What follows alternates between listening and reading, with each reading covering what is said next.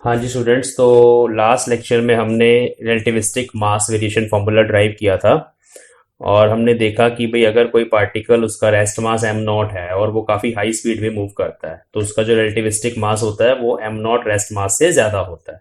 Depend करता है speed के ऊपर। आज हम आइंस्टाइन की सबसे famous equation E is equal to mc² drive करने वाले हैं। इस इक्वेशन को बोला जाता है मास एनर्जी इक्विवेलेंस। और ये इक्वेशन किस तरह से ड्राइव होती है और कहाँ से ये कॉन्सेप्ट आया, इसको प्रॉपरली डिस्कस करेंगे। तो now we will drive mass energy equivalence. पहले इसको समझेंगे, इसका मतलब क्या है। मास और एनर्जी इक्विवेलेंस, इक्विवेलेंस का मतलब होता है एक ही हैं दोनों। एनर्जी और मास किसी एक ही चीज की दो डिफरेंट मैनिफेस्टेशंस हैं। मतलब मास और एनर्जी एक दूसरे से अलग नहीं है, इसका ये मतलब है। इस इक्वेशन को बोला जाता है E is equal to mc²। ठीक है, तो ये जो E होता है ना, this is total energy of a body. Total energy of a body, इसको डिटेल में डिस्कस करेंगे जब हम रिजल्ट तक पहुंच जाएंगे। अभी के लिए सबसे पहले हम इसको आराम से ड्राइव करते हैं। अभी आपने डेरिवेशन के स्टेप्स पे ध्यान देना है कि इसको ड्राइव कैसे करना है, क्योंकि ये आपके एग्जाम्स में डायरेक्ट डेरिवेशन बहुत बार आ चुकी है। तो सीधी सी बात है, हम रिलेटिविस्टिक मास फॉर्मूले से स्टार्ट करेंगे। यहाँ पे जो m है ना, ये वही रिलेटिविस्टिक मास है। ठीक है, ये वही है। तो हम स्टार्ट करते हैं। Now let us consider a body of rest mass m not. Consider a body of rest mass m not. मतलब एक बॉडी है, अगर वो ट्रेवल कर रही है स्पीड v पे, अगर हम इसके अपने फ्रेम से ही देख रहे हैं तो उसका मास m नॉट है। ये होता है rest mass. It is moving with velocity v। ठीक है, the relativistic mass of body, मतलब ये किसी दूसरे ऑब्जर्वर के विद रिस्पेक्ट टू उस बॉडी का जो मास होता है उसको रिलेटिविस्टिक मास बोला जाता है। और वो होगा m is equal to m not under root 1 minus v²/c², equation number 1। Now let us consider कि एक फोर्स है F फोर्स, उसको हमने इस बॉडी पे अप्लाई किया। तो let a force capital F is applied on body and it is displaced by small displacement dx। तो जैसे कि हमेशा हम बात करते हैं, अभी तक तो देखिए ये बॉडी कांस्टेंट स्पीड v से मूव कर रही थी। तो जब कोई बॉडी कांस्टेंट स्पीड v से मूव कर रही होती है उस पर कोई फोर्स नहीं लग रही होती।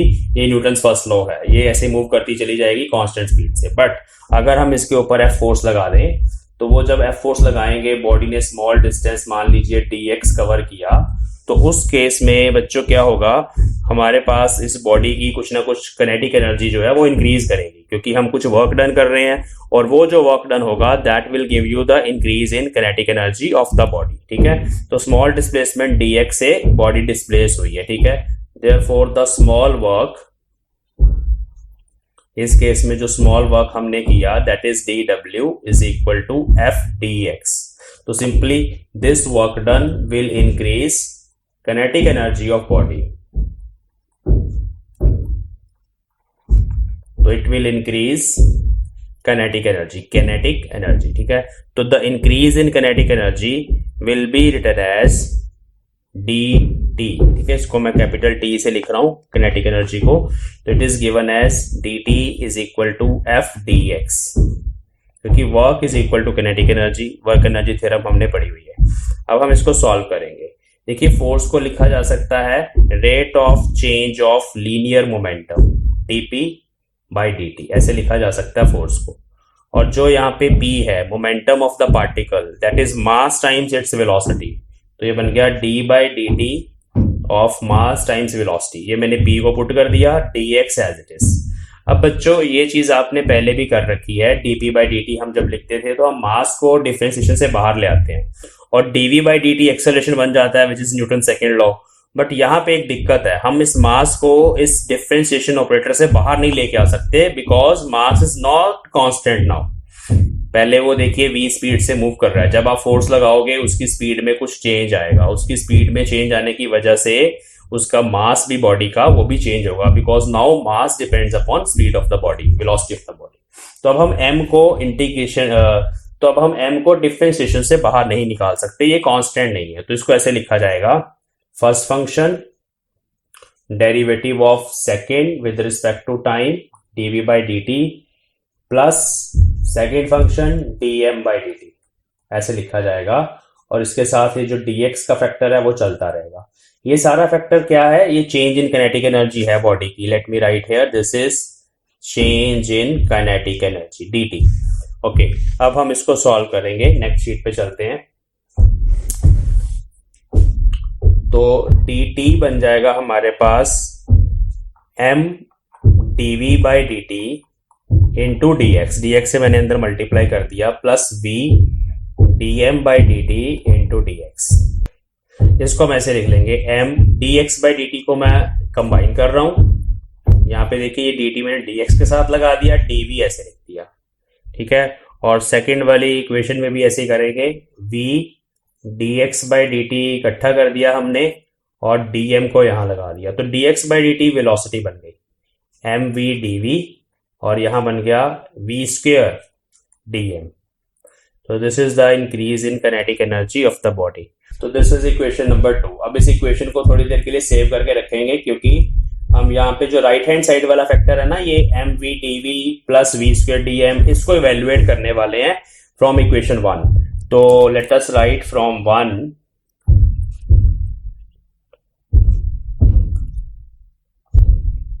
देखो उसको हम ऐसे लिख सकते हैं m², क्योंकि इधर m था ना, उसकी स्केयरिंग कर दी, डिनोमिनेटर में जो फैक्टर था उसको मैं इधर मल्टीप्लाई कर चुका हूं, ठीक है। उसका पावर हाफ थी तो अब स्केयरिंग कर दी तो पावर 1 हो गई, इधर आ गया m²। तो by squaring equation 1 you can write here,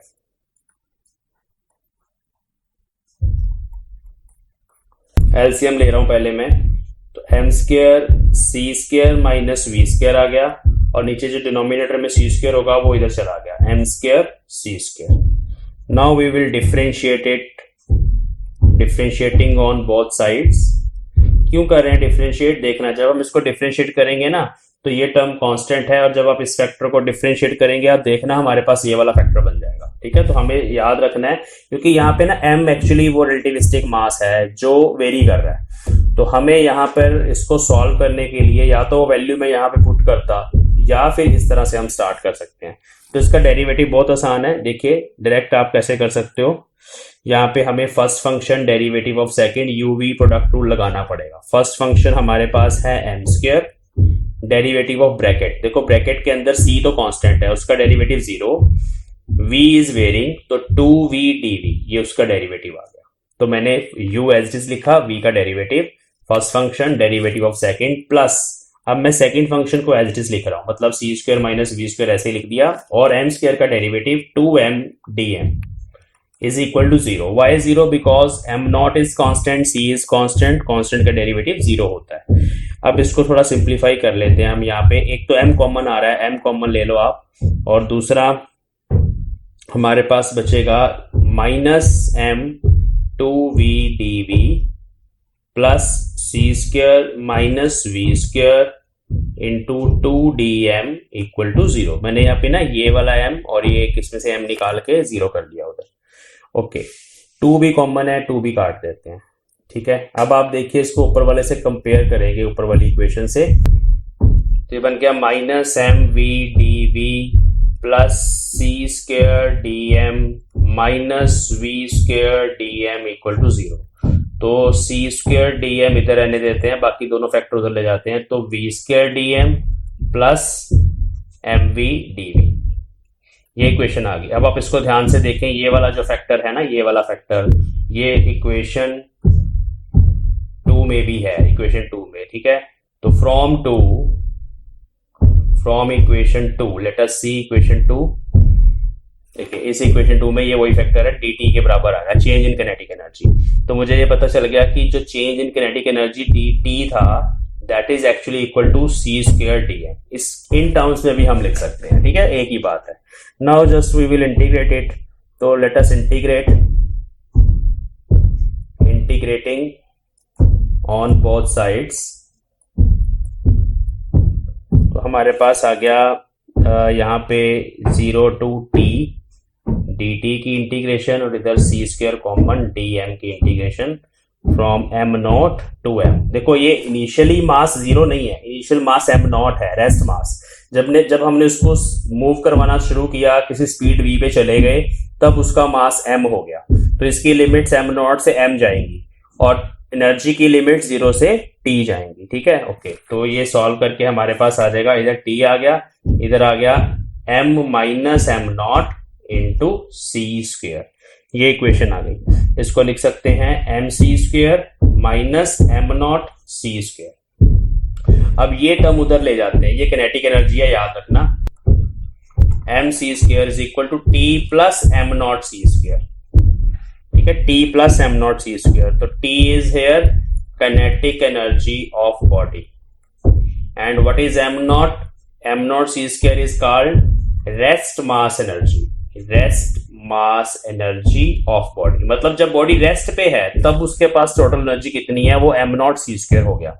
और this is called total energy of body, total energy of body. तो ये तीनों टर्म्स याद रखेंगे। Therefore total energy of body is equal to mc² and it is also equal to kinetic energy of body plus rest mass energy of body। तो mc² इसके भी बराबर होता है, जो मैंने सेकंड टर्म लिखी है, इसको ध्यान में रखेंगे। ठीक है, ओके। अब हम इस इक्वेशन को डिस्कस करते हैं कि इसका मतलब क्या है।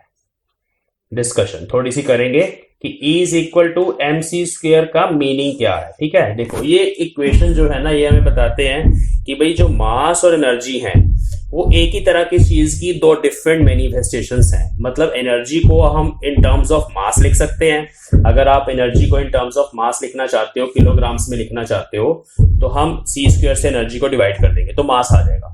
और अगर आप चाहते हो कि भाई मास को इन टर्म्स ऑफ एनर्जी लिखना है, तो मास को c² से मल्टीप्लाई कर दो, आपके पास उतनी एनर्जी आ जाएगी। ठीक है, ये इक्वेशन हम न्यूक्लियर फिजिक्स में बहुत ज्यादा यूज करते हैं। जब बाइंडिंग एनर्जी कैलकुलेट करते हैं, मास इफेक्ट पढ़ते हैं कि अगर हमारे पास न्यूक्लियस हैं, वो आपस में इंटरेक्ट किए, कोई रिएक्शन हुई, उसके बाद जो हमारे पास प्रोडक्ट्स निकले, उनका मास डिफरेंट है और रिएक्टेंट्स का मास डिफरेंट होता है, तो वहां पे कुछ मास चेंज होता है, उसको बोलते हैं मास डिफेक्ट। उसको c² से मल्टीप्लाई कर दो तो एनर्जी कितनी उसमें आती है वो हमारे पास आ जाती है। ऐसे ही अगर हम अलग अलग न्यूट्रॉन प्रोटॉन्स को पकड़ ले, उन सब का मास कैलकुलेट करें और न्यूक्लियस का मास कैलकुलेट करें, उनमें भी डिफरेंस होता है, तो वहां पे कुछ मास एनर्जी में कन्वर्ट हो जाता है, which is called binding energy of the nucleus.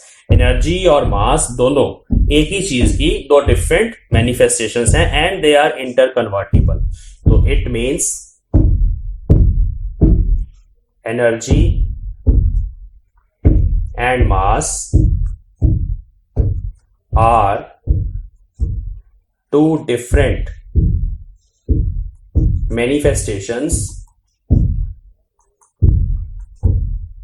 of one single quantity. They are interconvertible.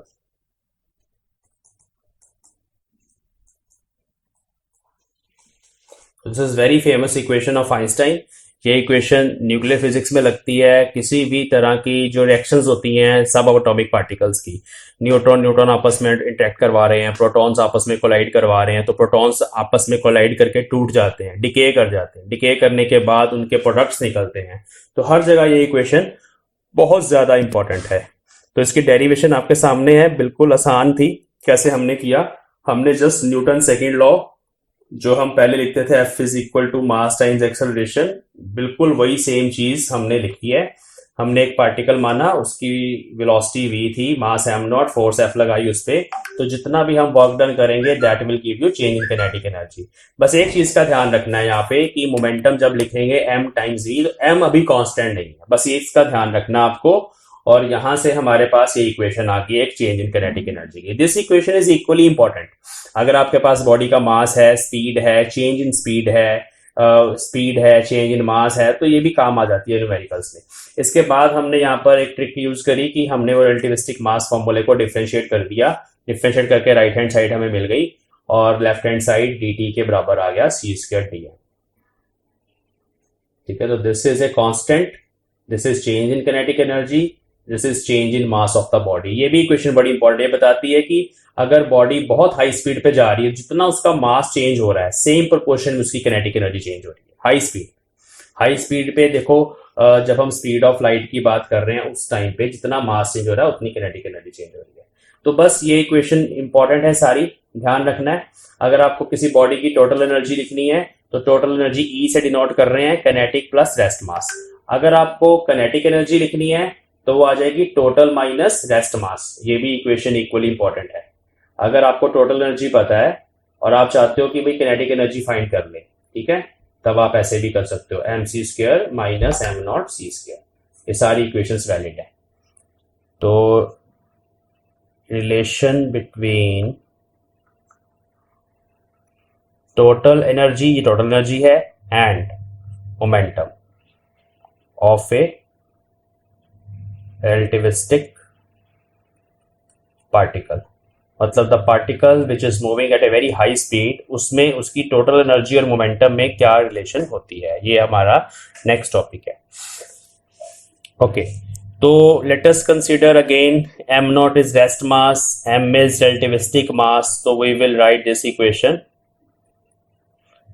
Number 1। Now using E is equal to mc², इसको हम यूज करेंगे।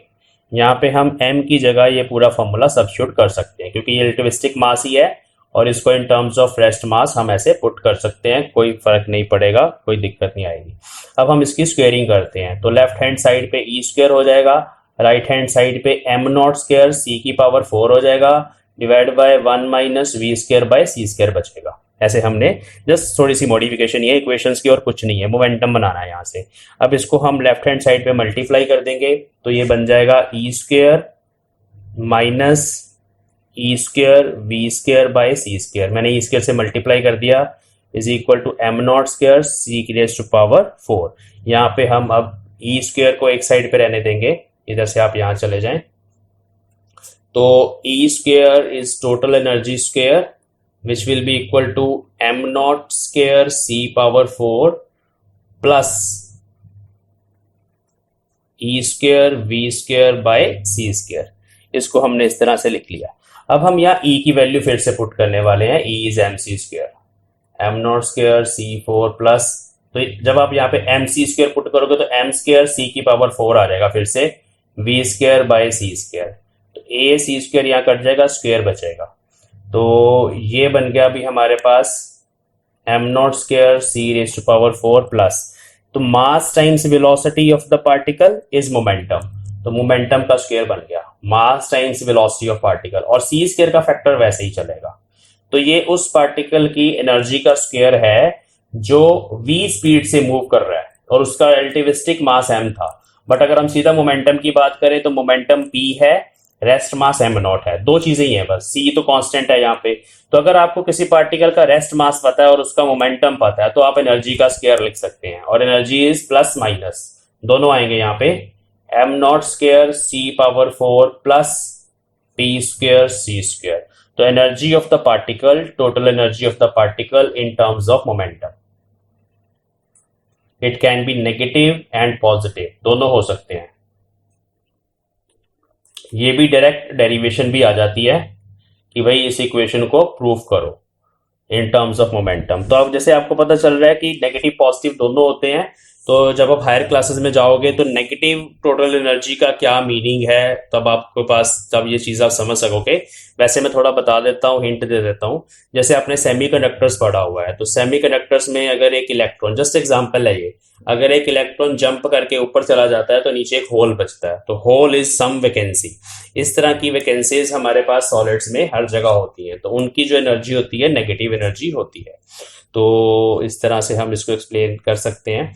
चलो, बाकी यहाँ एक चीज लिख लें important, E can be negative and positive both, ये इंपॉर्टेंट चीज है टोटल एनर्जी। ठीक है, चलिए।